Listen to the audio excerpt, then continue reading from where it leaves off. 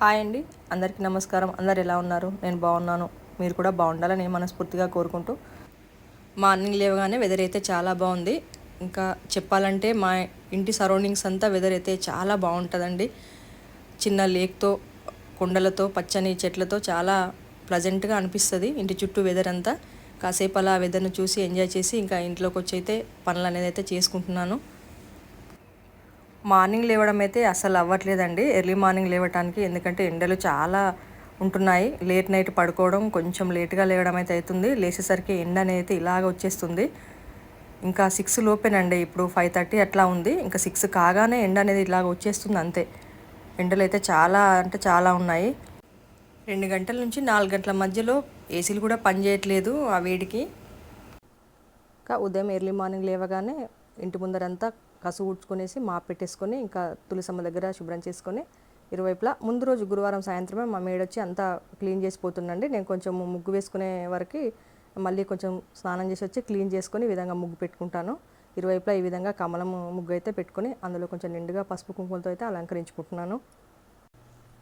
ఇంకా తులసి గద్దె ఎద్దర కూడా ఒక చిన్న ముగ్గు అనేది పెట్టుకున్నాను. 8 చుక్కలు, 2 వరుసలు, 2 వచ్చే వరకు. మెలకల ముగ్గులు నేను ఎక్కువ పెట్టుకుంటానండి. మెలకల ముగ్గులు నేను ఎక్కువగా ఇష్టపడతాను.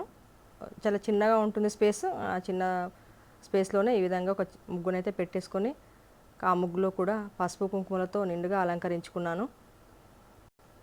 సమ్మర్లో పూలు కూడా చాలా వడిలిపోయినట్టుగా వస్తున్నాయి.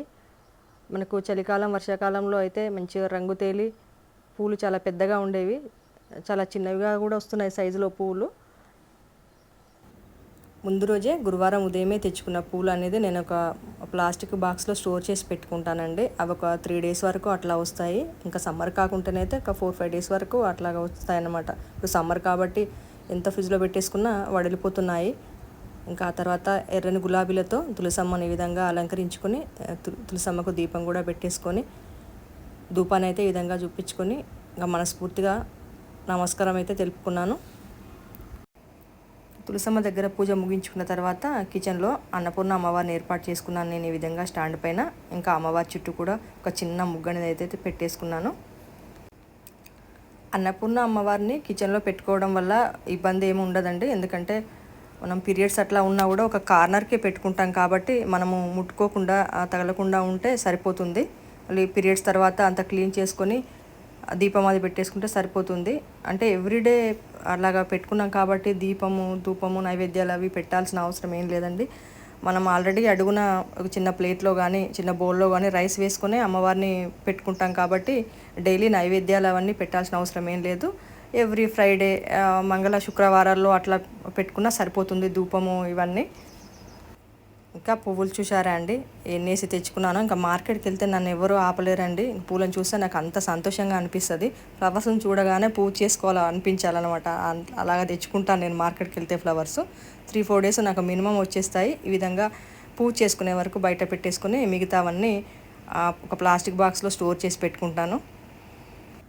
ఇలా నిండుగా పూలతో అలంకరించుకొని పూజ అయితే చేసుకున్నాను. ప్రతిరోజు ఇంత నిండుగా పూలతో అలంకరించుకోకపోయినా శుక్రవారం అయితే ఎక్కువ పూలతో, కొంచెం ఎక్కువ పూలు అనేది అయితే పెట్టుకొని పూజ చేసుకోవడం నాకు అలవాటు. ఇంకా శుక్రవారం అయితే కొంచెం దీపాలు కూడా ఎక్కువగానే పెట్టేసుకుంటాను. పిండి ప్రమిదలను చేసుకొని వాటికి గంధం, కుంకుమ బొట్లతో గోవిందనామాలను అలంకరించుకొని ఈ విధంగా వెంకటేశ్వర స్వామి దగ్గర, లక్ష్మీ అమ్మవారి దగ్గర కామాక్షి దీపం ఏర్పాటు చేసుకొని కామాక్షి దీపం ముందు కూడా ఒక 2 పిండి ప్రమిదలను అయితే ఏర్పాటు చేసుకున్నాను. ఇంకొక ధూపం కడ్డీతో ఈ ప్రమిదలన్నింటినీ వెలిగించుకున్నాను. శుక్రవారం రోజు ఎక్కువగా పసుపు రంగు, ఎరుపు రంగుకు ప్రాధాన్యత ఇస్తాం కదా. పసుపు కుంకుమకు సంకేతంగా పసుపు, ఎరుపు రంగు వస్త్రాలను ధరిస్తే కూడా చాలా మంచిది అని అంటుంటారు. అలాగనే నేను కూడా పసుపు చామంతులతో, ఎర్రటి గులాబీలతో ఈ విధంగా పూజ గదిని అయితే నిండుగా అలంకరించుకున్నాను. ఆ దీపాల వెలుగులో పూజ గది అయితే చాలా కళగా అనిపించింది. పెద్దగా శ్లోకాలు అవి ఏం చదువుకొని కానీ ఒక గంట సేపు అలా స్పెండ్ చేస్తానండి. నాకు డే అంతా చాలా ఎనర్జీ వచ్చినట్టుగా, చాలా సంతోషంగా అనిపిస్తుంది పూజ గది దగ్గర స్పెండ్ చేస్తే. ఇంకా ఆ తర్వాత కర్పూర హారతిని స్వామి అమ్మవార్లకు సమర్పించుకొని ఇంకా నా పూజను అయితే ముగించుకున్నానండి. ఈరోజు ఇంట్లో చిన్న చిన్న డెకరేషన్స్ అయితే చేసుకోవాలనుకున్నాను. లైఫ్లో ఒక్కొక్కరిది ఒక్కొక్క ఇంట్రెస్ట్. కొంతమందికి కుకింగు, టైలరింగు, మరికొంతమంది స్టడీస్ పైన, ఈ విధంగా ఎవరి ఇంట్రెస్ట్ వారిది. నాకు చిన్నప్పటి నుంచి కొంచెం డెకరేషన్స్ పైన, ఇంకా ఇల్లు నీట్నెస్ పైన ఎక్కువగా ఇంట్రెస్ట్ అనేది ఉండేది. మేము ముగ్గురం ఆడపిల్లలము. ఇంకా మా ఇద్దరు చెల్లెలు వచ్చేసి వాళ్ళకు స్టడీస్ పైన కాన్సన్ట్రేషన్ ఎక్కువ. వాళ్ళు బాగా చదువుకొని మంచి జాబ్స్లో సెట్ అయ్యారు. ఇంకా నాకైతే డెకరేషన్స్ అంటే చాలా ఇంట్రెస్ట్ అని చెప్పాను కదా. మాది వ్యవసాయ కుటుంబము. అమ్మ వాళ్ళు ఉదయాన్నే లేస్తే పొలం పనులకు వెళ్ళేవారు. ఎప్పుడో ఈవినింగ్ కల్లా కానీ వచ్చేవారు కాదు. ఇంకా ముగ్గురం స్కూల్ నుంచి వచ్చిన తర్వాత చెల్లె వాళ్ళేమో చదువుకునే వాళ్ళండి, హోంవర్క్స్ అవన్నీ. నేనైతే ఇల్లంతా అమ్మ వచ్చేసరికి ఇల్లంతా ఎక్కడి అక్కడ నీట్గా పెట్టేసిన తర్వాతే వేరే ఇతరత్ర ఏ పనులు ఉన్నా, అంటే నా ఇంట్రెస్ట్ అంతా బాగుండేదన్నమాట ఇంటిపైన.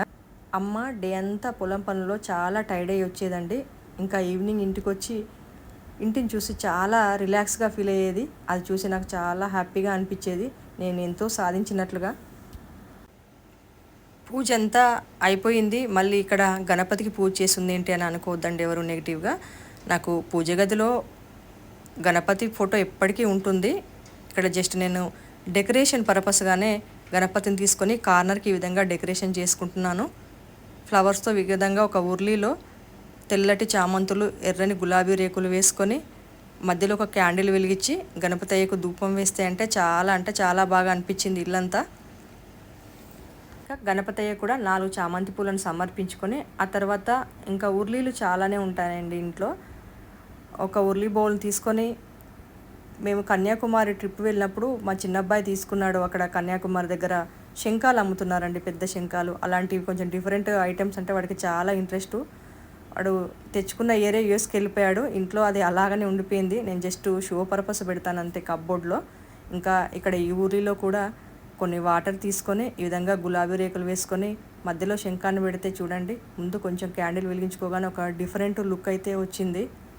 ఇంకా ఈ విధంగా చిన్న చిన్న డెకరేషన్ చేసుకుంటూ ఇల్లంతా చూసుకుంటేనైతే ఎంతో హ్యాపీగా అనిపించిందండి.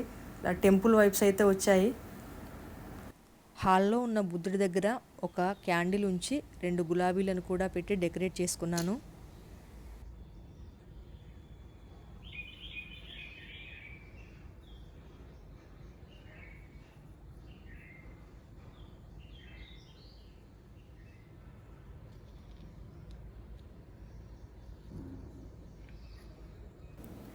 బుద్ధుడు అంటేనే శాంతతకి, ప్రశాంతతకి నిర్వచనం కదండి. ఈ విధంగా బుద్ధుడి దగ్గర క్యాండిలు, పువ్వులను ఉంచుతుంటే పక్షులైతే ఒకటే అరుస్తున్నాయండి. పక్షుల అరుపులు వింటూ ఈ విధంగా బుద్ధుడి దగ్గర స్పెండ్ చేయడం అయితే చాలా అంటే చాలా పీస్ఫుల్గా, చాలా ప్లెజెంట్గా, చాలా హ్యాపీగా కూడా అనిపించింది. అందుకే వాయిస్ ఓవర్ ఏమీ ఇవ్వకుండా అక్కడ అలాగే న్యాచురల్గా ఉంచాను. ఇక్కడ నేను కార్నర్కి ఒక టేబుల్ డెకరేషన్ అయితే చేద్దాం అనుకున్నానండి. ఈరోజు ఫ్రైడే కాబట్టి అమ్మవారిని పెట్టుకొని డెకరేట్ చేద్దాం అనుకున్నాను. ఇంకా అంతా సిల్వర్ థీమ్ అయితే తీసుకున్నాను నేను. చాలా సంవత్సరాల క్రితంది ఒక ఓల్డ్ టీపాయ్ అయితే ఉందండి మా ఇంట్లో. ఇంకా ఆ టీపాయ్ని తీసుకొని ఒక పట్టు షావల్ అనేది అయితే వేసుకొని ఒక సిల్వర్ చిన్న పీటను తీసుకొని అష్టలక్ష్మి చెంబును ఏర్పాటు చేసుకొని ఆ పైన అమ్మవారి ముఖప్రతిమను ఏర్పాటు చేసుకున్నాను. ఇక్కడ ఇరువైపులా 2 పెద్ద ప్రమిదలు, ఆ పక్కనే 2 చిన్న ప్రమిదలు, నెమలతో కూడిన ప్రమిదల్ని ఏర్పాటు చేసుకున్నాను. ఇంకా అష్టలక్ష్మి చెంబు ఎదర కామాక్షి అమ్మవారి దీపాన్ని కూడా ఏర్పాటు చేసుకున్నాను. అమ్మవారికి ఇరువైపులా ఈ విధంగా బనానా ట్రీసు, ఇంకా బ్యాక్ సైడ్ చిన్న ఆర్టిఫిషియల్ డెకరేషన్కి ఈ విధంగా ఫ్లవర్ వేజ్ని అయితే యూజ్ చేశాను. ఇక్కడ కామాక్షి అమ్మవారి దీపాన్ని గంధం కుంకుమతో అలంకరించుకొని ఒక ధూపం కడ్డీతో దీపాలన్నింటినీ వెలిగించుకున్నాను. అమ్మవారి దీపానికి పసుపు, తెలుపు చామంతులతో, ఎర్రటి గులాబీలతో కామాక్షి దీపాన్ని అయితే నిండుగా అలంకరించుకున్నాను. ముందుగా మనం ఒకటి మనసులో అనుకొని అన్నీ ప్రిపేర్ చేసి పెట్టుకుంటే అంతా అరగంట సమయం కూడా పట్టదండి ఇంత డెకరేషన్కి. కానీ హ్యాపీనెస్ అనేది అయితే వెలకట్టలేనిదండి. చాలా అంటే చాలా సంతోషంగా అనిపించింది. డే అంతా ఎన్నిసార్లు చూసుకున్నానో నాకే తెలియదు. ఇంకా సంతోషం అంటే ఇంతే. ఇంకా మనకు ఎంతో మనీ వస్తే కానీ సంతోషించాలి, ఇంత చిన్న విషయాలకు కూడా సంతోషించాలా అనేది ఏమీ లేదు. ఏదైనా ఒక మంచి మాట విన్నప్పుడు, ఏదైనా ఒక మంచి పనిని కళ్ళతో చూసినప్పుడు, చాలా సంతోషంగా మనసుకు హాయిగా అనిపిస్తుంది. గొప్ప గొప్ప పెద్ద పెద్ద విషయాలకే సంతోషించాలి, ఇంత చిన్న విషయానికి ఇంత సంతోషించాలా అనేది ఏమి ఉండదు. చిన్న విషయమైనా పెద్ద విషయమైనా హ్యాపీనెస్ని ఒకటే విధంగా అయితే వ్యక్తపరుస్తాము ఎవరమైనా. ఇంకా అమ్మవారిని ఈ విధంగా చూసేసరికి అయితే శ్రావణ మాసం వైబ్స్ వచ్చాయి. శ్రావణ మాసమా అన్నట్లు అనిపించింది.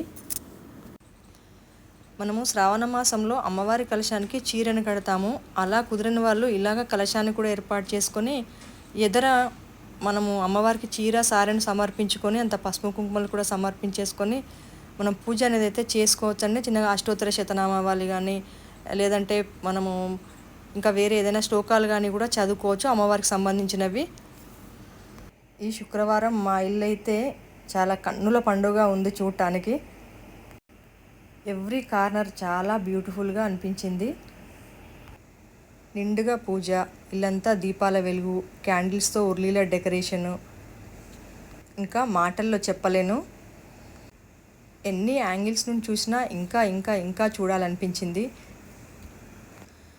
మీకు కూడా నా ఈ చిన్ని డెకరేషన్స్, అమ్మవారి అలంకరణ, నా పూజ ఇదంతా నచ్చుతుందనే అనుకుంటున్నాను. ఇవాళకైతే ఇంతేనండి వీడియో. మరో మంచి వీడియోతో మళ్ళీ కలుద్దాం. అందరికీ మరొకసారి హ్యాపీ ఫ్రైడే. బాయ్ అండి.